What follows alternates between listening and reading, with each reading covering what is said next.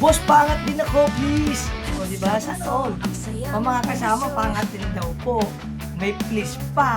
Nagmamakaawa na yata. Pero, mga kasama, madali lang ang gagawin. Aangat kayo kaagad. Na-flex ko si Idol ko. Madali kayo na kaibigan ko. Siyempre, na-flex ko eh. Kaya mga kasama, kung gusto nyo mag-flex yung comment nyo related sa content na napapanood nyo. O dito sa content ito, gamit ng proper engagement. Ang proper engagement guys, tapusin yung video, lumagal sa effect. Tapos, tatlo at ang main post. Dito sa comment section, lahat ng comment kayo, bilang yung sa'yo perfect stop or dash. Panigurado sa mukha na sa video nyo.